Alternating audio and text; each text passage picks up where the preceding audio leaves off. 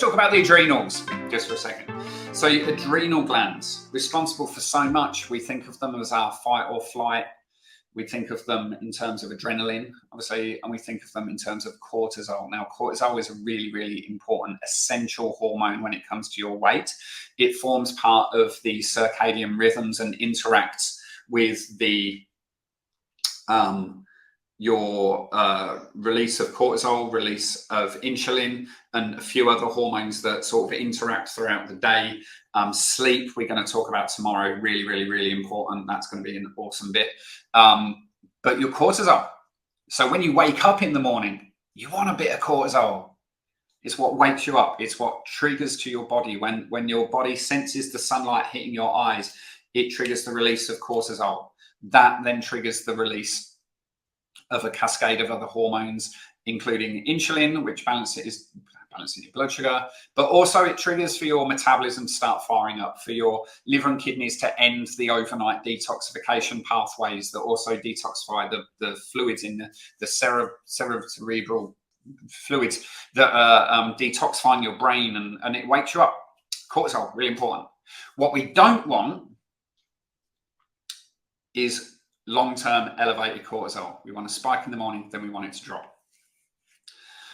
Studies, only relatively recently we have discovered this. Studies around 2009, 2011, 2016, 3 really fantastic studies, really highlighting not just the interaction between your blood pH and cortisol, but then the long-term impact of that. So when we're talking about losing weight, this could be you. For a lot of you, this could be you. This could be your weight gain path. When you're eating those acidic foods, you're putting yourself into that state of diet-induced acidosis. When you're in that zone, this causes stress in the body and it causes your adrenals to release cortisol. When your body is chronically releasing cortisol, when you've got those chronically elevated levels of cortisol circulating in your body, a number of deleterious things happen. A number of imbalance get triggered by this. But when it comes to gaining weight and not being able to lose weight, adrenal fatigue is massive. The chronic overproduction of cortisol day in, day out causes your adrenals to get massively fatigued. When you're in a state of adrenal fatigue, when you're in the state of cortisol, your stress hormone being produced constantly, do you think this is going to put you into that starvation mode or that abundance mode? Of course, it's going to put you into that starvation mode. We talked about right at the top of the session, when your body is under that stress and it's going, I need to create fat cells and hold on to them for dear life.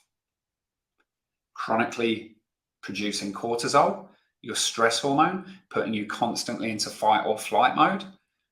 This is the perfect environment for your body needing to create fat cells and desperately wanting to hold on to them. If you are someone, and I'm not going to name names because I know one of you is on this call, for sure. If you are someone that feels like they're doing everything right, I'm eating so well, I'm exercising, doing everything right, but I'm just not losing weight no matter what, could this be the reason? And this is just one part of one bucket. Diet-induced acidosis causes chronically elevated cortisol. You are not going to be able to lose weight, and you are certainly not going to be able to sustainably lose weight until you heal that. Sorry, I banged the desk, got a bit passionate, made the screen wobble. I apologize. If you are someone who is concerned or has had the experience before of working really hard, losing the weight, and then it all comes back on again with interest, this is because you haven't healed this part of your body. Your adrenals are still stressed. Your diet may still be acidic.